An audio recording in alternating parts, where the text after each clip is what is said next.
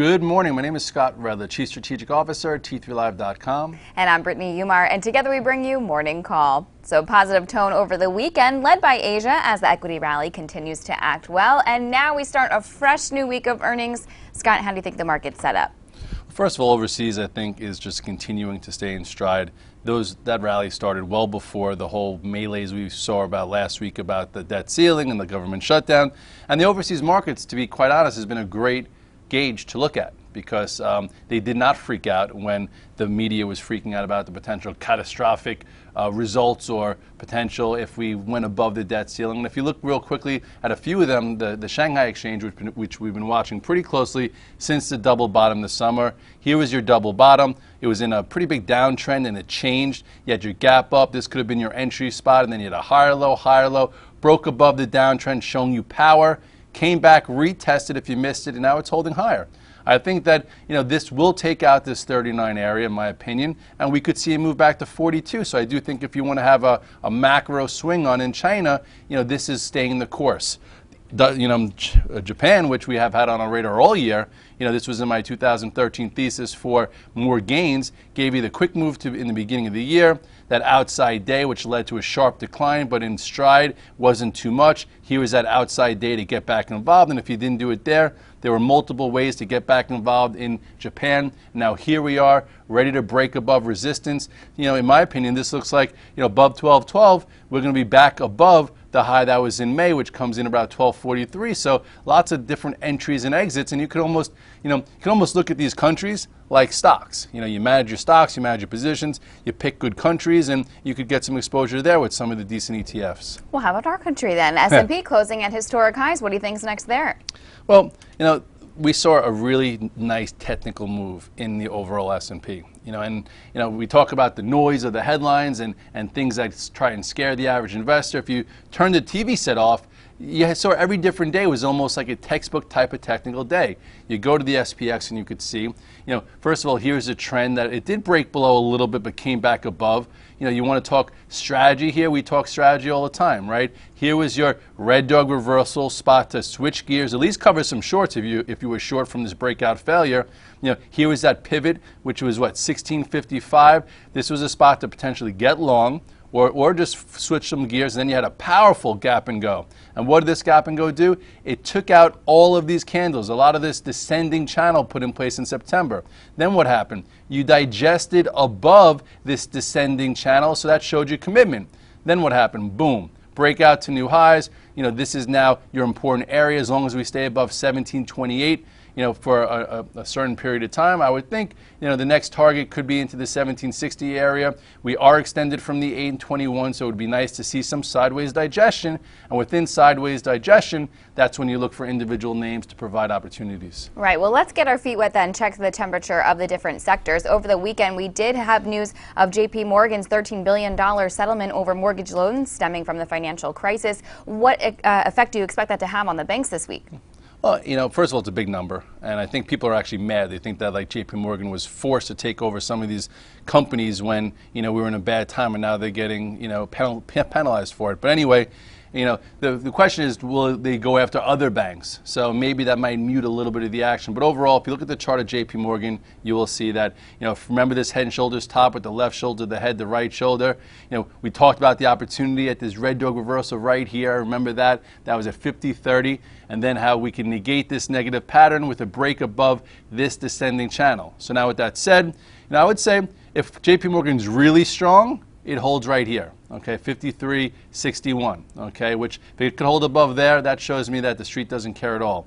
If we start to come back below this, you might see some pressure in the banks, and then I think really the line in the sand to hold would be around 53. Anything below 53, people might get scared that these penalties are a little bit too much, and then it could stem to some of the other banks. Right, the banks have been strong. The XLF made a new high on Friday, and this is after a 2-week run, so it'll be important to watch that as well, what effect it has on the XLF. Yes, if it bleeds into it and some of the other names. Right. All right, well, how about the Russell? This has also been a leading group. We had the Russell surge 1.14% on Friday.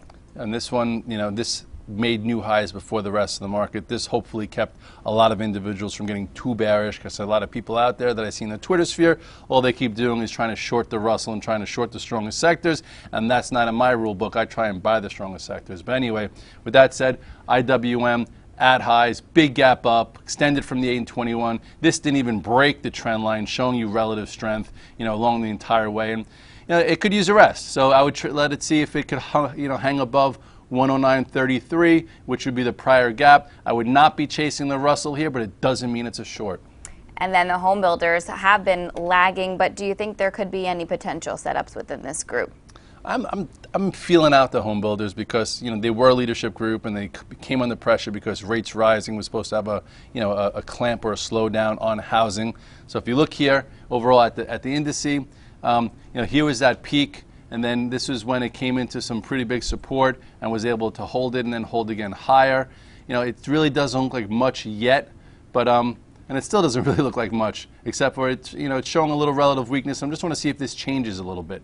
So I'm long some. If this were to get back below 29, what is this? So like 29.68, I might just get away from it. I was thinking that perhaps people might look for something to do, get into some of the home builders, considering that rates have been coming off a little bit and the Fed might be more accommodative. And if they want to come after something, this was a strong group and it's had a huge run, consolidating well. But again, it's showing some relative weakness, so you have to be very careful.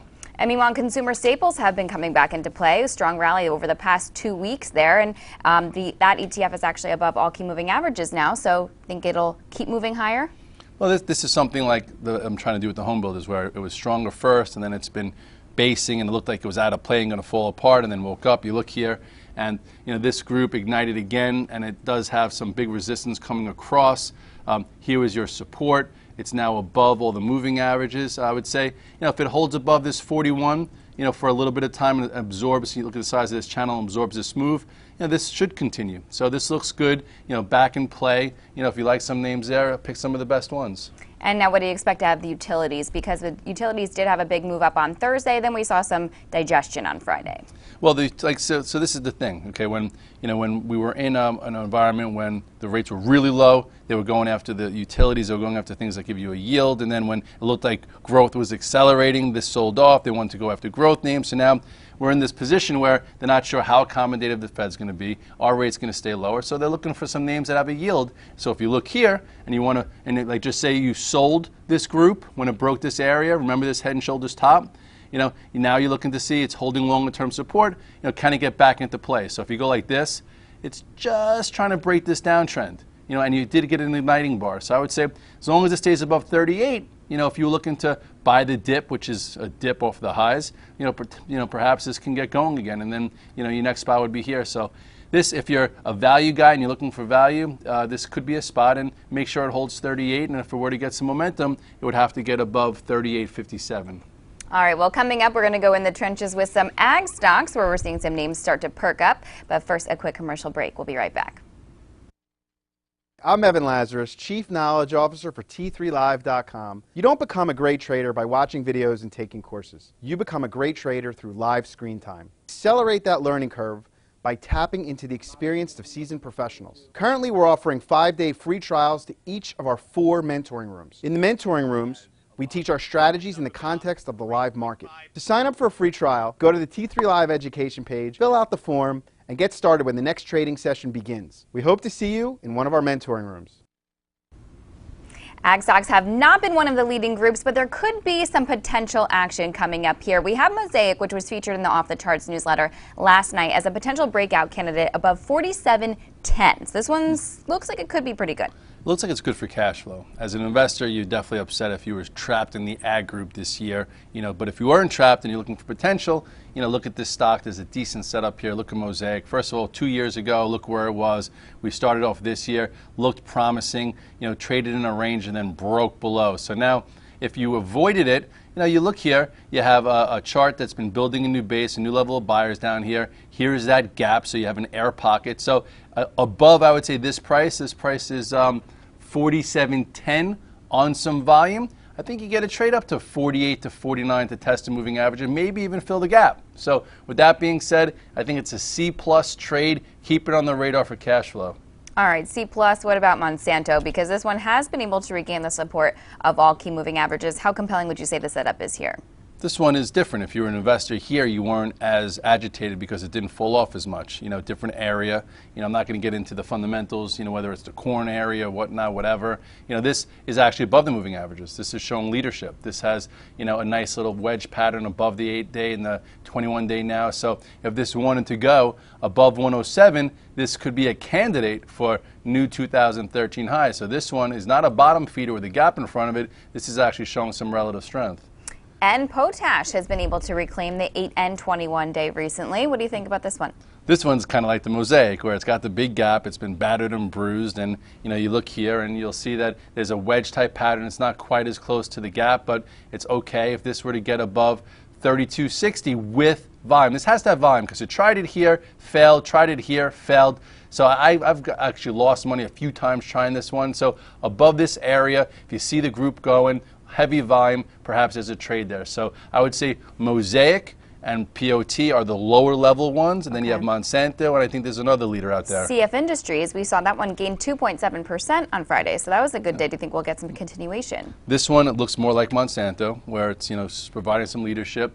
It also, if you remember, Third Point, which is one of the big funds out there, talked about their stake right here, and then it consolidated to give you another trade there, and now it's coming into resistance, but looks like a nice setup. So this is 217.19. So if you see CF and Monsanto, the leaders in this group, start to go, maybe you get the laggard trades, but all four of them, at least they're tight, at least there might be something to do, as there are a lot of other names out there that are just very extended and hard to buy that have showed the leadership. Right. All right, let's do some quick hits here. Let's talk Tesla, which is trading above all key moving averages, even though it's lost a little bit of that momentum. Do you think it's setting up for another move higher? I never like to see Tesla kind of lag the market, and usually it's the first to make new highs when the market's doing it, but it's had such a big run, so I'm going to give it a grain of electricity. That one wasn't that good. But anyway, with that said, here's your trend, and it's been so many tradable moves along the way. This was your last little bottom, came back up. It's trying to digest. A little wishy-washy last week, but I would just take a closer look here. I'm going to make it very simple for you guys. Okay, here it is. The longer it stays above 180, or 181, sorry, the higher probability it could digest and go. If it starts getting above 186, I think shorts get worried. If you see relative strength, perhaps you stay with it. The next obstacle would be 188.79. This will be on my radar. I'm just not going to guess it's going to go. I'm going to wait and see the action. Solar City was the place to be, over the course of the past, week and change. You had that big gap and go, digestion and continuation. This, I think, probably rests. You have your pivot here, 59.90. So, no matter what, Elon Musk, his whole arena has been the place to be. He's innovative. He's on top of his game. He's out there. And I do have a little bit of a man crush. I don't think you're alone in that. Now, we talked about watching the banks today after the JP Morgan settlement news, seeing what effect that will have on the banks. But Bank of America has been holding higher after getting back above all key moving averages recently. So what are the levels you'll be watching there? Well, it's back at resistance. It's down a little bit on the JP Morgan news. I'd like to see it go green today. If you look at the chart, I think, it would be very nice to see it hold this 1440 areas. You take a closer look here, it's been trending. Here would be, this would make it easy. I'm actually long Bank of America, and I'm not going to get worried about it unless it would start to break below this 1430. 1430 is my line in the sand. Then I need to wait a little bit. The longer it stays above this and builds a higher level area, the more of a platform it would have to perhaps make 2013 highs, and I still am in the camp if it doesn't happen the next week or so. In my humble opinion, which sometimes is not too humble, I'm sorry about that, I think we see 2013 highs. And AMAT has been on the radar lately. The stock's been holding above the 8-day for the past few sessions. What do you think here?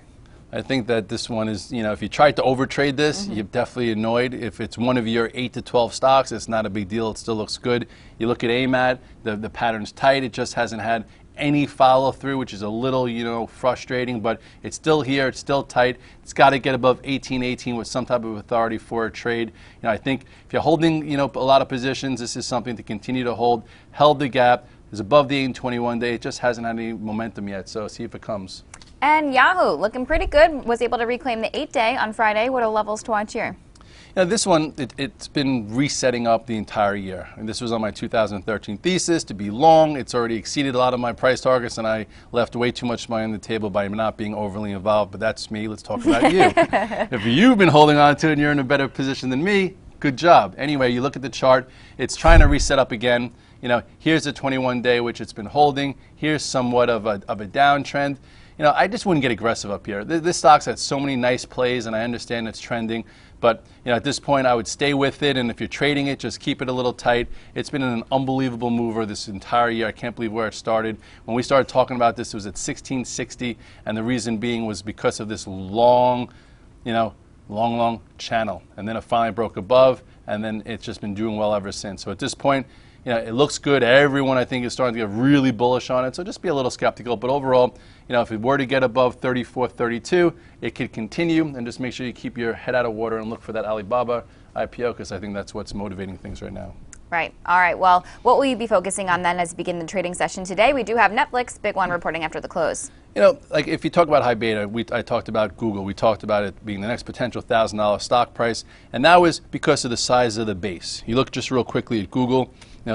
Before this happened, look at the size of this base. This was 7 months where Google did absolutely nothing. So that was set up for a nice big move, which we saw, and that is why I bought some calls. So with that said, it also consolidated a move that started well before. So this was a nice setup, not priced for perfection. Okay, you go to Netflix, a little bit different. Netflix has been trending up this entire year at highs. Yes, if it has a good report, can it see another move because there's still a lot of people short there? Yeah. So if you wanted to take some kind of risk, do some options, because risk is premium paid, and maybe this time do a call spread, because you could be right in direction, but I'm sure the option premium is really high, plus it's Monday, not Friday. So on Thursday, it was a nice setup in Google because you didn't have much time premium there.